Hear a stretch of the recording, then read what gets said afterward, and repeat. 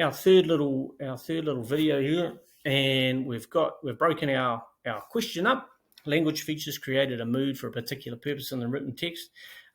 Just to backtrack slightly, so if we look back at a couple of slides here, one of the things that we did was we looked at all these questions because some of these questions will be no-fly zones, okay, that they won't fit our text or won't fit it very well. And I did talk a little bit about what I thought about these questions and how I thought some of them were easier or more applicable to the text that we've studied. You've got to remember that this exam is set for students all around the country, some of whom are doing different written texts. They may be doing a play. They may be doing poetry.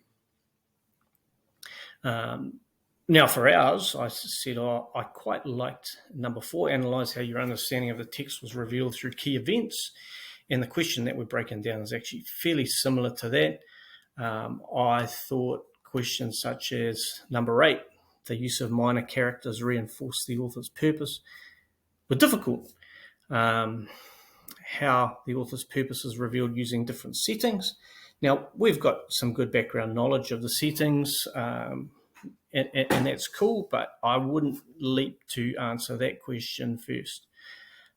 You may feel differently. The moral dilemma looks a little bit difficult without some serious thought as to how we were going to use that.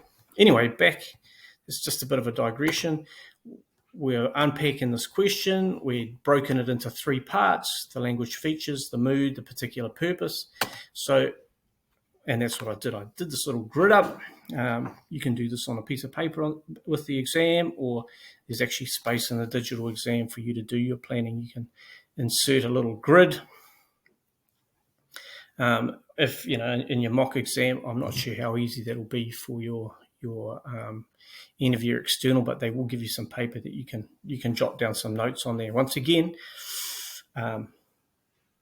plan, and you'll be able to write with a lot more structure and authority.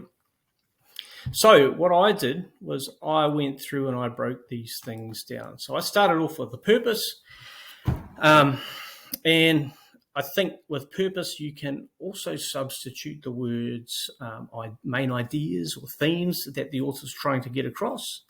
And we can talk about that as his purpose. Now, we did look at some interview bits and pieces with Tim O'Brien, and he talked about the specific purpose. He wrote some of those chapters, and we can obviously call on those.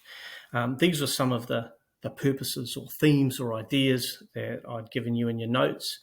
The first one was the loss of innocence suffered as an effect of the war, loneliness, isolation, and the effect of war on people, the physical and emotional burdens that people have to bear, the fear of shame, and the motivation, or how that motivates people. So, see, my notes are not fantastic, but under pressure, you'll be whipping down a few things. Now, as far as mood goes, we looked at the different chapters, and each of them might slightly be different in mood, which is fine. And so I've got a few bits and pieces there, dark and regretful for mood. In fact, most of his stories have, a fairly dark sort of element to them. But some of them, as you see down the bottom, he might describe mundane things such as Norman Bowker driving around and around the lake. And it's not till at the end that you get a sense that there are some fairly grim things going on here. We look down the right-hand side and we can see that I've written some quotes. The simile from Jimmy Cross thinking about Ted Lavender's death. This is something you have to carry like a stone in his stomach for the rest of the war. And there's other bits and pieces there. He still loved her, thinking about Martha. He'd never forgiven himself for Lavender's death. Now, things like that, we can talk about that as far as the purpose of the loss of innocence, but we can talk about the loneliness, isolation, and the effect of war on people, and especially the physical and emotional burdens that people have to bear. Another quote, they carried all the emotional baggage of men who might die, which is a metaphor from chapter 1. And I've got a couple of other quotes there as well that you might be able to use.